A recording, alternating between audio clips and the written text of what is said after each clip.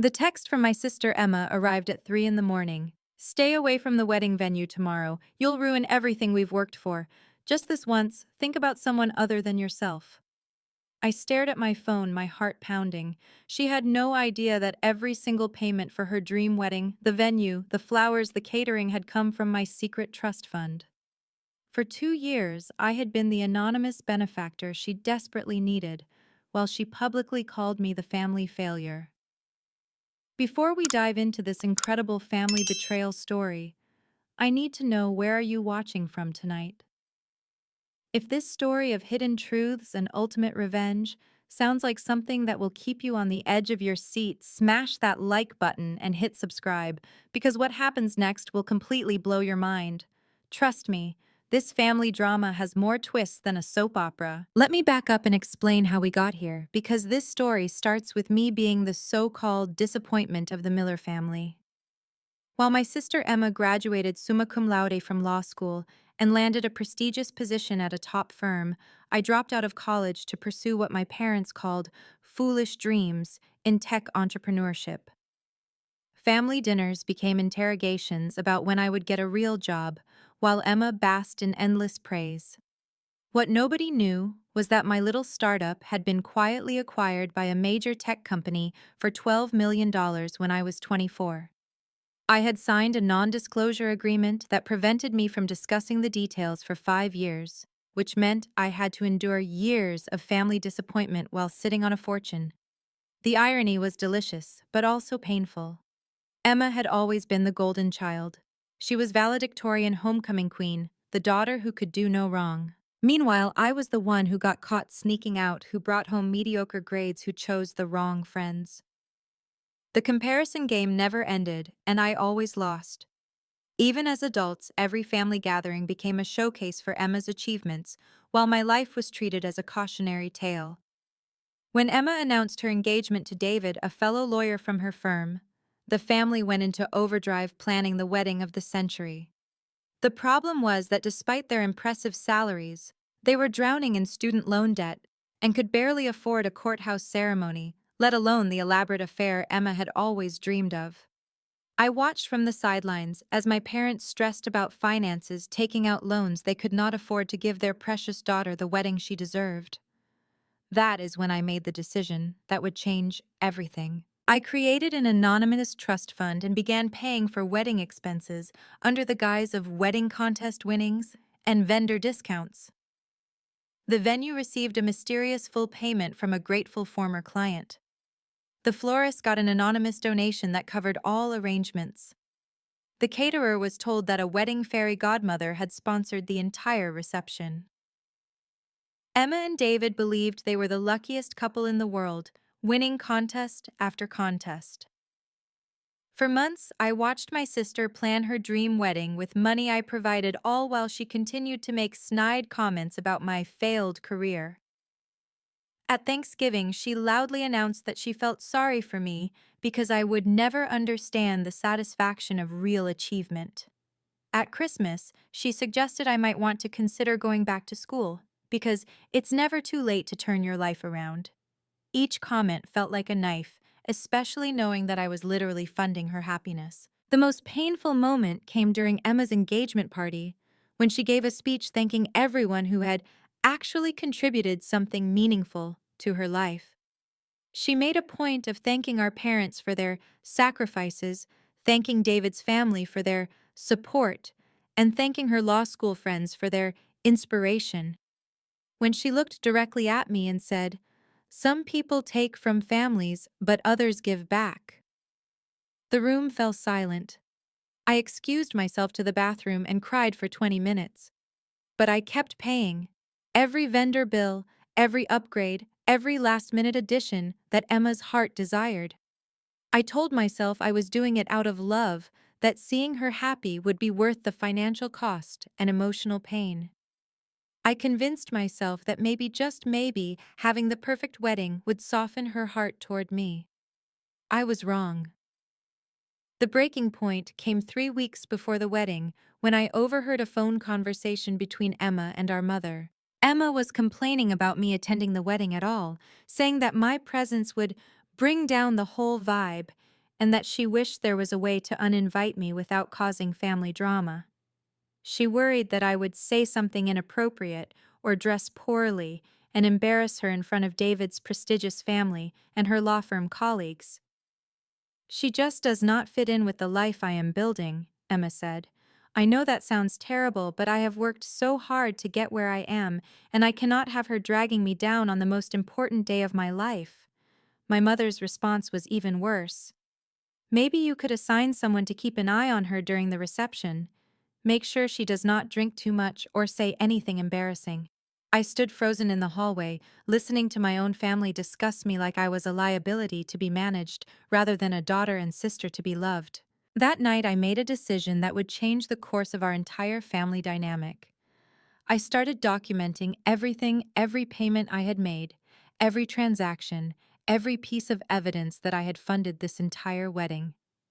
I also hired a private investigator to look into Emma's finances because something about her money situation was not adding up. What the investigator found made my blood run cold. The private investigator's report arrived on a Tuesday morning that would forever divide my life into before and after.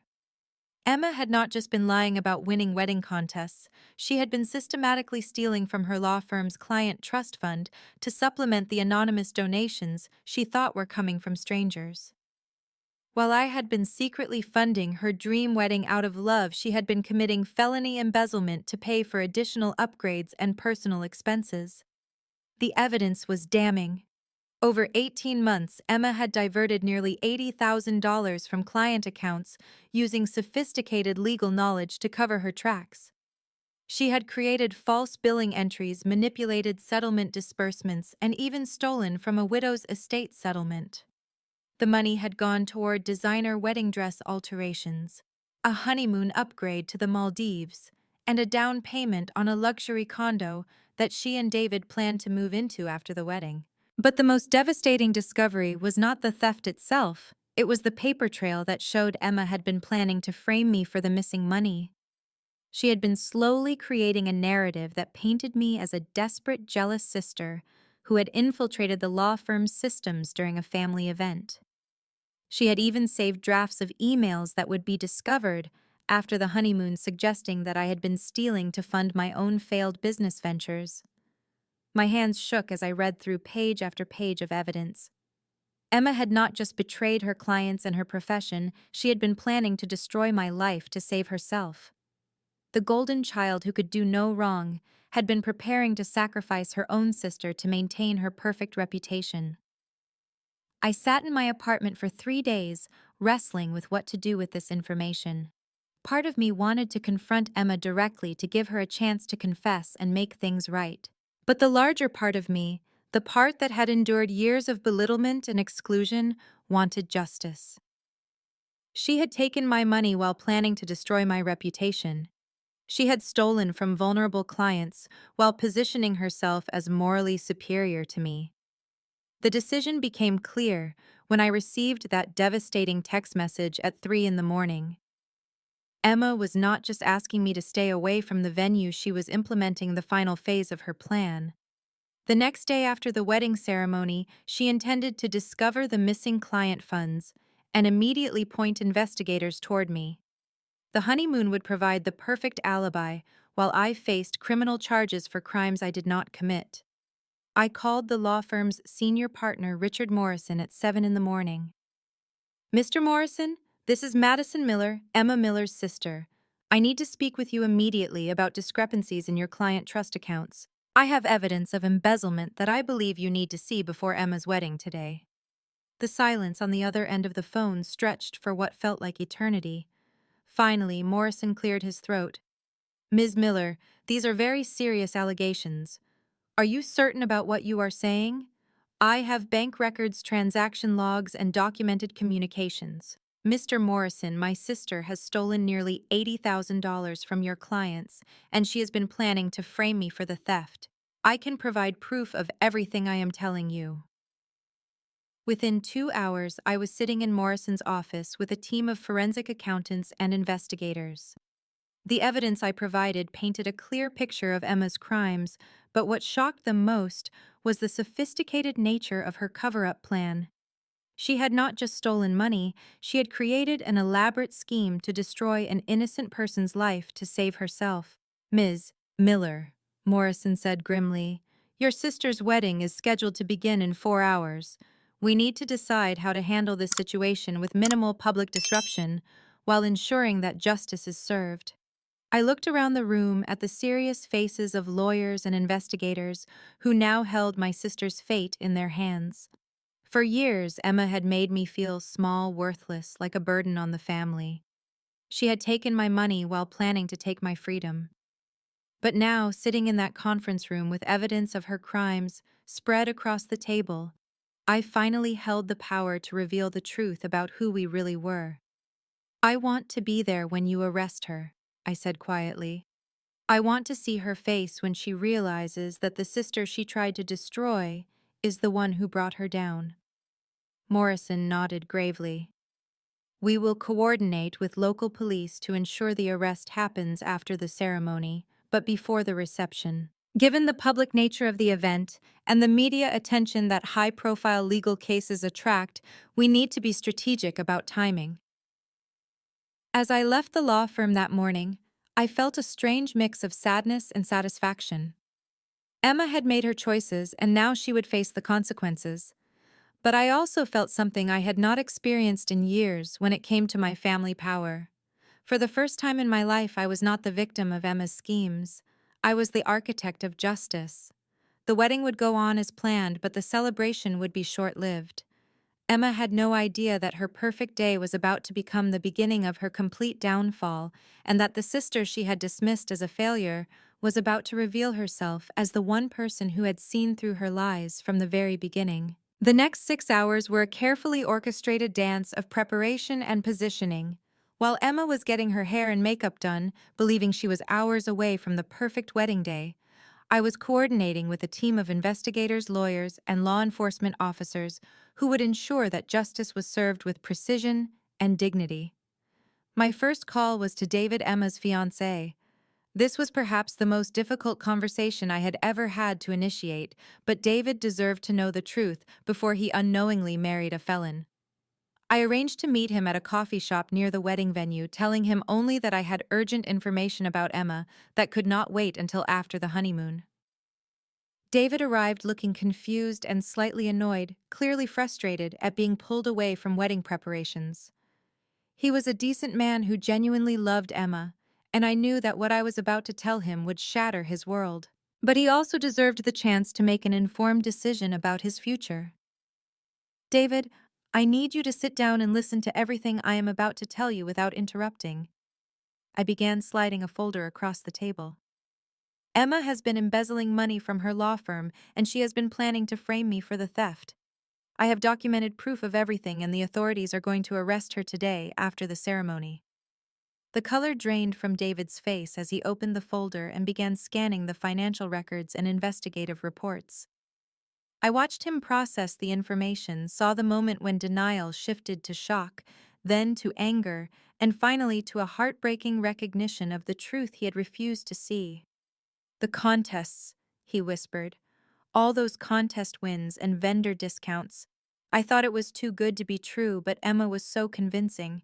She had explanations for everything. David, there were no contests. I have been anonymously funding this entire wedding because I wanted Emma to be happy. But while I was giving her my money out of love, she was stealing from clients and planning to destroy my life to cover her tracks. David sat in stunned silence for several minutes, occasionally glancing back at the evidence spread before him. Finally, he looked up at me with tears in his eyes. What am I supposed to do with this information? The wedding starts in 3 hours. Both families are already at the venue. How do I marry someone I do not even know? You have to make a choice, I said gently. You can go through with the ceremony knowing what you know now, or you can walk away and save yourself from being tied to someone who is willing to destroy her own sister to maintain a lie. But whatever you decide, the arrest is going to happen. The evidence is too strong, and too many people now know the truth. David made his decision with a strength that I had to admire. He would go through with the ceremony, but only to avoid devastating both families in such a public way. However, he would be filing for annulment immediately after the arrest, and he would be cooperating fully with investigators to ensure that Emma faced the full consequences of her actions. My next alliance came from an unexpected source: my own parents. When I called my mother and asked her to meet me privately before the wedding, I expected her to defend Emma and dismiss my concerns as jealousy or spite. Instead, she arrived at my hotel room with my father, and both of them looked as though they had been carrying a terrible secret. "Madison, we need to tell you something," my mother began, her voice shaking. "We have suspected for months that something was not right with Emma's finances. She has been asking us for small loans and making odd comments about money troubles, despite supposedly earning a six-figure salary." My father nodded grimly. "We hired our own investigator 3 weeks ago because we were worried she might be in some kind of trouble. We have been waiting for the right time to confront her, but we were afraid of ruining her wedding day." The relief I felt was overwhelming. For the first time in years, my parents were seeing Emma clearly, and they were choosing to stand with truth rather than maintaining comfortable illusions. We spent the next hour comparing notes and evidence, building a comprehensive case that would ensure Emma faced justice while protecting the rest of our family from unnecessary collateral damage. But the most crucial alliance came from someone I had never expected to meet: Margaret Harrison, a 78-year-old widow whose estate settlement had been one of Emma's targets. Margaret had been quietly conducting her own investigation into missing funds, working with a tenacious paralegal who had noticed discrepancies in her case. When I called Margaret and explained who I was, she invited me to her home immediately. Margaret was sharp, dignified, and absolutely furious about what Emma had done to her and other vulnerable clients. But more than that, she was determined to see justice served in a way that would prevent Emma from ever victimizing anyone else. "Young lady," Margaret said, pouring tea in her elegant living room, "your sister stole money that was supposed to secure my future medical care and allow me to leave something meaningful to my grandchildren. She did not just take money, she stole dignity and security from people who trusted her to protect their interests." Margaret had been building her own case against Emma, working with investigators, and gathering evidence from other affected clients. When she learned about my situation and the timing of the arrest, she offered to coordinate with law enforcement to ensure that all victims would be present when charges were filed. This would not just be about one theft, it would be about a pattern of abuse that had hurt multiple innocent people. The final piece of the alliance came together when Morrison called to inform me that the FBI had taken over the case due to the interstate nature of some of Emma's financial crimes. Agent Sarah Rodriguez, a specialist in white-collar crime, wanted to meet with me before the arrest to ensure that everything was handled properly. Agent Rodriguez was professional, thorough, and completely committed to ensuring that Emma faced federal charges that would prevent her from simply moving to another state and starting over. She also made it clear that my cooperation and evidence had been crucial in building a case that would likely result in significant prison time. "Ms. Miller," Agent Rodriguez said, "what your sister did was not just theft, it was a violation of trust that strikes at the heart of our legal system. Lawyers are supposed to protect their clients' interests, not exploit them for personal gain. The fact that she was planning to frame you shows a level of premeditation and callousness that demands the strongest possible response." As the time for the wedding ceremony approached, I found myself surrounded by allies who were committed to seeing justice served. David would go through with the ceremony, but was prepared to end the marriage immediately afterward. My parents were finally seeing Emma's true character and supporting my decision to expose her crimes.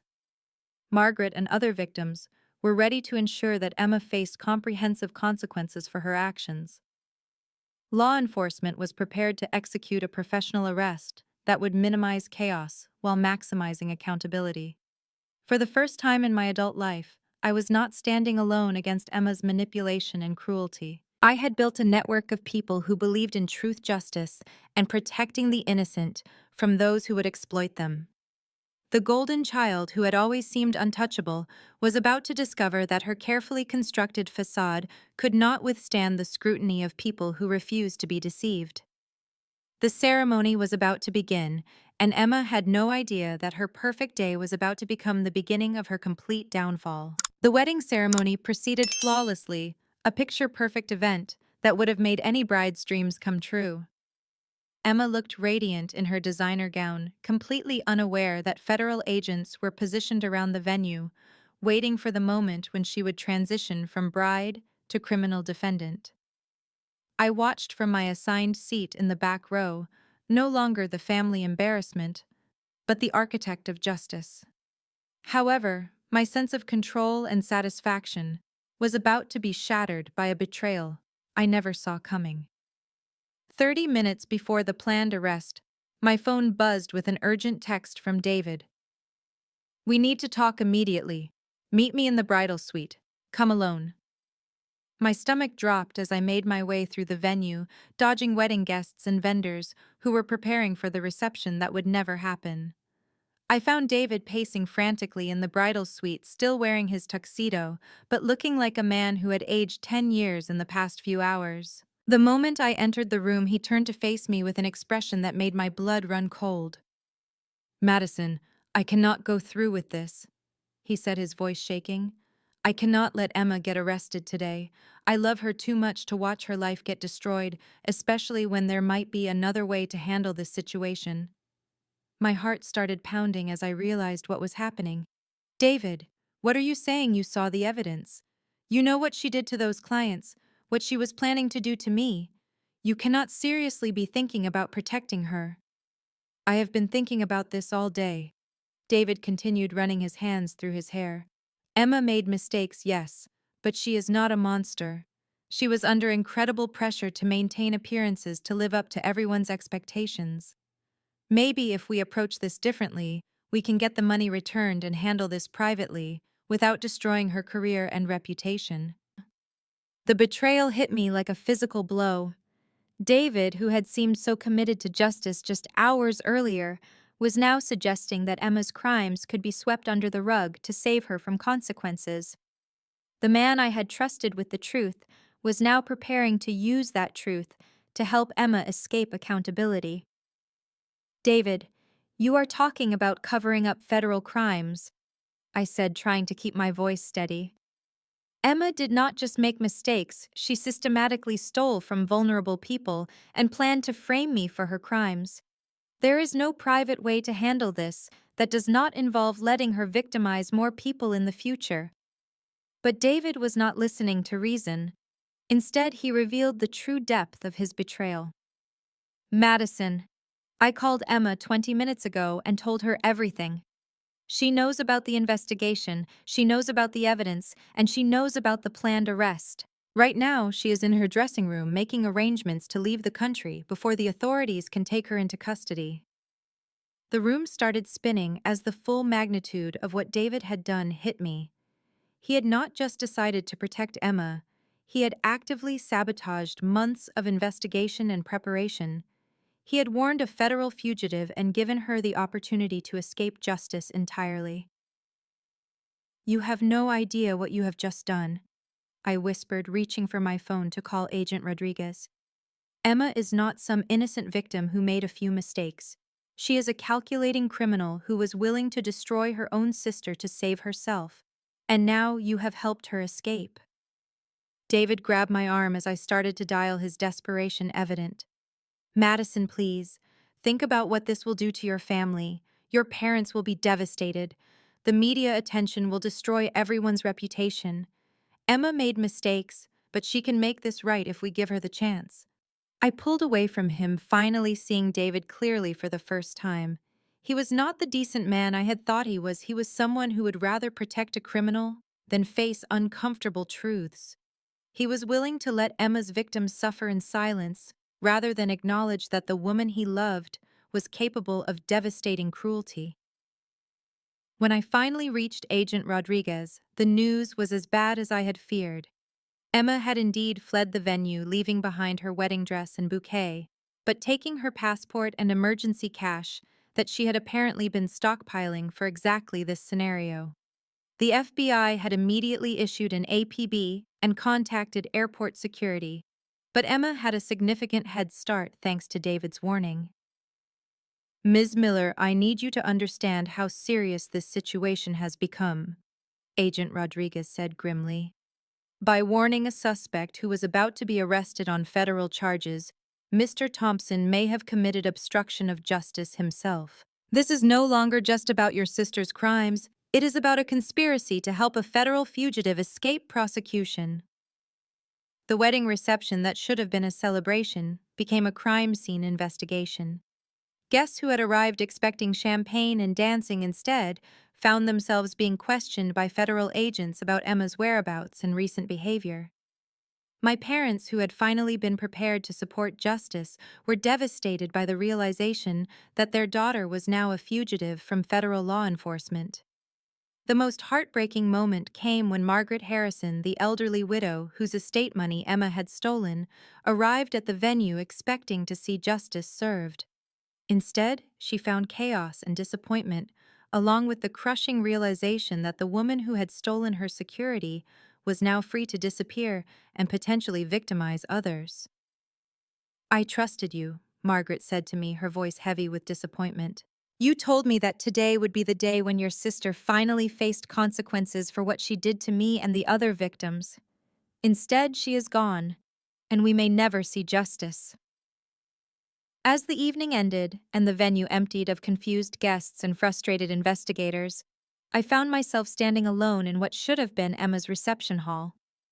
The elaborate decorations I had secretly paid for mocked me with their beauty, reminding me that my money had funded not just a wedding, but the resources Emma needed to escape accountability for her crimes.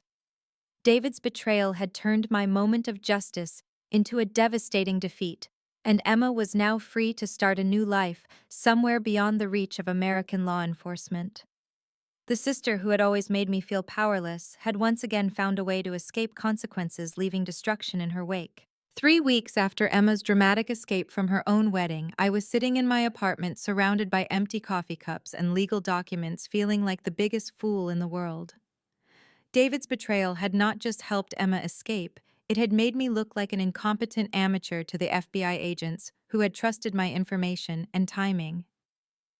Agent Rodriguez had been professional, but clearly frustrated that months of careful investigation had been derailed by my failure to properly vet my allies.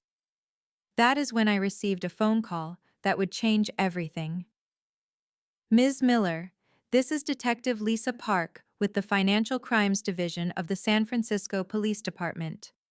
I have been investigating your sister Emma Miller for the past 6 months in connection with similar embezzlement activities at her previous law firm. I believe we need to talk immediately. Detective Park's call was like a lifeline thrown to a drowning person. She explained that Emma's crimes were far more extensive than anyone had realized, spanning multiple law firms across several states over nearly 5 years. Emma had not just stolen from her current clients. She had been running sophisticated embezzlement schemes throughout her entire legal career, always staying one step ahead of discovery by changing jobs and locations before suspicions could be confirmed. Your sister is what we call a serial white-collar criminal, Detective Park explained during our meeting the next day. She has perfected a system of theft that relies on her legal expertise and professional reputation to gain access to vulnerable client funds. The pattern is always the same: establish trust, identify targets, steal systematically, and disappear before accountability can catch up. The evidence that Detective Park had compiled was staggering. Emma had stolen over $400,000 from clients across her career, targeting elderly individuals, recent widows, and small business owners who were least likely to have the resources to pursue complicated financial investigations.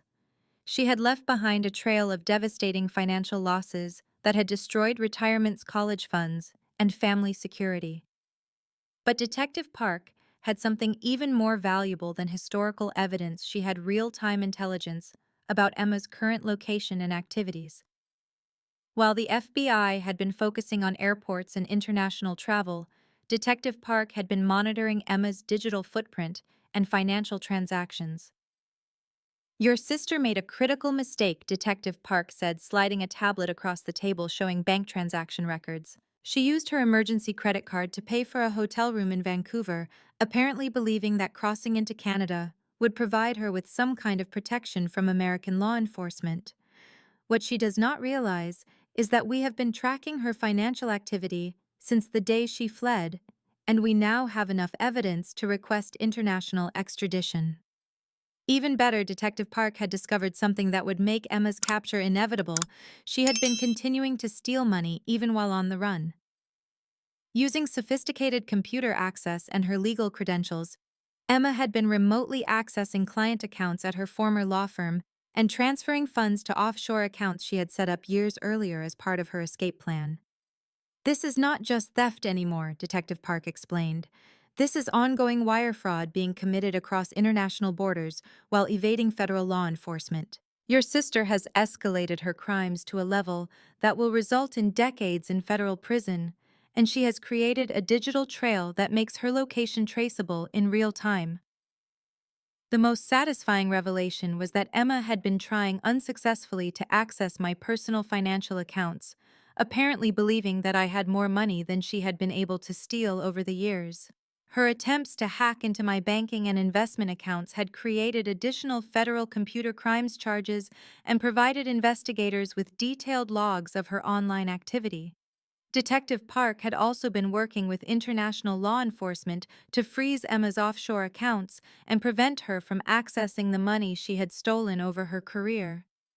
While Emma thought she was living freely in Canada with unlimited resources, she was actually trapped with dwindling funds and increasingly limited options for avoiding capture. Ms. Miller, I want you to understand something important, Detective Park said seriously. Your sister's escape was not a victory for her. It was the final mistake that will ensure she faces the maximum possible consequences for her crimes. By fleeing across international borders while continuing to commit financial crimes, she has elevated herself from a white-collar criminal to an international fugitive facing decades in federal prison. But Detective Park had even better news. Emma's desperation was causing her to make increasingly reckless decisions that would lead to her inevitable capture. She had been contacting former colleagues and clients, apparently trying to manipulate them into providing character references or financial support for her legal defense. These communications were being monitored and recorded, providing investigators with real-time intelligence about her mental state and future plans. The most crucial piece of new evidence came from an unexpected source, David himself. Overwhelmed by guilt and facing his own federal charges for obstruction of justice, David had decided to cooperate fully with investigators and provide them with detailed information about Emma's escape plan and her communications since fleeing the country. Your former brother-in-law has been extremely helpful, Detective Park said with a slight smile. He has provided us with text messages, phone call records, and financial information that fills in important gaps in our investigation. He has also agreed to participate in a controlled communication operation that will help us pinpoint your sister's exact location. David's cooperation was motivated by more than just guilt. He had discovered that Emma had been stealing from him as well. While they were engaged, she had been systematically emptying his savings accounts and using his credit cards for personal expenses, apparently viewing him as just another victim to be exploited rather than a partner to be loved. Ms. Miller, I need you to know that your sister's capture is now inevitable. Detective Park concluded. We have her location, we have frozen her resources, and we have comprehensive evidence of crimes spanning multiple years and jurisdictions. More importantly, we have built a case that will ensure she faces appropriate consequences for every victim she has harmed throughout her career. As I left Detective Park's office that afternoon, I felt something I had not experienced in weeks: hope. Emma's escape had not been the end of justice, it had been the beginning of a more comprehensive reckoning that would account for years of criminal behavior. The sister who had always seemed untouchable was about to discover that running away from consequences only makes the eventual reckoning more severe. The woman who had made me feel powerless and worthless was about to learn that justice delayed is not justice denied, it is justice amplified. Emma's capture happened exactly 1 month after her wedding day in a hotel lobby in Vancouver, where she was meeting with someone she believed was a potential employer, but who was actually an undercover agent working with Detective Park's team. The arrest was swift, professional, and completely devastating to the image Emma had tried to maintain, even while living as a fugitive. The photographs that appeared in news outlets showed Emma in handcuffs, looking nothing like the radiant bride who had fled her own wedding reception. Her designer clothes had been replaced with an orange jumpsuit. Her perfect hair was disheveled, and her confident expression had been replaced with the hollow stare of someone who finally understood that her actions had consequences. The charges against Emma were extensive and serious: federal wire fraud, money laundering, embezzlement, computer crimes, obstruction of justice, and international flight to avoid prosecution. Detective Park had built a case that documented nearly 5 years of systematic criminal behavior, affecting over 30 victims across multiple states and involving total losses exceeding $600,000. But the most satisfying aspect of Emma's arrest was not the charges themselves. It was the complete collapse of the perfect reputation she had worked so hard to build. The legal community that had once celebrated her achievements now viewed her as a cautionary tale about professional ethics and criminal behavior. The law firm where she had worked immediately terminated her employment and began cooperating with prosecutors to ensure that all affected clients received appropriate restitution. My parents, who had spent years praising Emma's accomplishments while dismissing my achievements, were forced to confront the reality that they had been enabling and celebrating a criminal. The daughter they had held up as the perfect example of success and moral character had been systematically destroying innocent people's lives for her own selfish gain. "Madison, we owe you an apology that we will spend the rest of our lives trying to make right," my mother said during one of our first honest conversations in years. We were so blinded by Emma's surface achievements that we failed to see who she really was underneath. We also failed to see who you really were and what you had accomplished on your own. My father, who had always been quick to criticize my life choices, was even more direct. "You tried to tell us for years that something was wrong with the way Emma treated you, but we dismissed your concerns as jealousy. We realize now that you were the only one who saw through her manipulation and lies. We are proud of the woman you have become, despite our failures as parents." The relationship healing that followed Emma's arrest was not instant or easy, but it was genuine. My parents began making real efforts to understand my life and achievements, asking thoughtful questions about my business success, and showing interest in my goals and dreams. They also began attending therapy to understand how they had contributed to the family dynamics that allowed Emma's behavior to continue unchecked for so long. David faced his own consequences for helping Emma escape, including federal charges for obstruction of justice and professional sanctions from the State Bar Association. However, his cooperation with investigators and genuine remorse for his actions resulted in a plea agreement that avoided prison time while ensuring he could never practice law again. He sent me a letter of apology that was both heartfelt and devastating in its acknowledgement of how completely Emma had manipulated him. "Madison, I want you to know that losing Emma was not the worst part of discovering who she really was," David wrote. "The worst part was realizing that I had been willing to help a criminal escape justice rather than face uncomfortable truths about someone I loved. You deserved better from me, and I will regret my betrayal for the rest of my life." Margaret Harrison and the other victims of Emma's crimes were finally able to see justice served in a way that provided both financial restitution and personal closure. The money Emma had stolen was recovered from her offshore accounts and returned to the people she had victimized. More importantly, they had the satisfaction of knowing that their experiences had been validated and that Emma would face appropriate consequences for the harm she had caused. "Your sister will spend the next 15 years in federal prison thinking about what she did to me and the other people who trusted her," Margaret told me after Emma's sentencing hearing. "But more importantly, she will never again be in a position to hurt vulnerable people who depend on lawyers to protect their interests."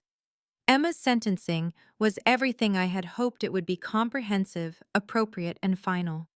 The federal judge who handled her case made it clear that white-collar crimes affecting vulnerable victims deserved serious punishment, especially when committed by professionals who had sworn to uphold the law and protect their clients' interests. Ms. Miller, the judge said during sentencing, you used your legal education and professional position to systematically exploit people who trusted you with their most precious assets, their financial security, and their faith in the justice system. Your crimes were not impulsive mistakes. They were calculated decisions to value your personal desires above the welfare of innocent people who depended on you. But the most important transformation was not Emma's punishment. It was my own personal growth and the formation of a chosen family that valued honesty, integrity, and mutual support. Detective Park became not just a professional ally, but a genuine friend who helped me understand that justice is not about revenge, but about protecting innocent people from those who would harm them. I also developed meaningful relationships with several of Emma's victims, particularly Margaret Harrison, who became a mentor and friend. These connections taught me that healing from family trauma involves not just confronting the people who harmed us, but building new relationships with people who share our values and support our growth. Perhaps most importantly, I learned that my worth was never dependent on Emma's approval or my family's recognition. The success I had achieved in my business career, the integrity I had maintained despite years of mistreatment, and the courage I had shown in pursuing justice were all reflections of my own character and choices. Today, Emma is serving her 15-year federal sentence while I am living a life built on honest achievements, genuine relationships, and the satisfaction that comes from standing up for what is right. The sister who made me feel small and worthless taught me the most valuable lesson of all: that true power comes not from tearing others down, but from building yourself and others up through integrity, courage, and compassion. The family drama that began with a cruel text message ended with justice served, relationships healed, and a new understanding that we get to choose who deserves a place in our lives. Sometimes the greatest revenge is not destroying your enemies, but building a life so authentic and fulfilling that their opinions become irrelevant. Have you ever experienced family betrayal that made you question everything you thought you knew about the people closest to you? Have you found the courage to stand up for justice, even when it meant going against family loyalty? I would love to hear your stories in the comments below about how you have dealt with toxic family dynamics and found your own path to healing and empowerment. If this story of family karma and ultimate justice resonated with you, please hit that like button and subscribe for more real-life stories about overcoming betrayal and finding strength in truth. Share this video with anyone who needs to hear that standing up to family bullies is not only possible, but necessary for our own healing and growth. Thank you for watching my journey from family scapegoat to justice warrior. And remember that sometimes the best revenge is simply living authentically and refusing to let toxic people dim your light. May your own journey toward healing and empowerment be filled with courage, truth, and the satisfaction that comes from choosing integrity over comfortable lies.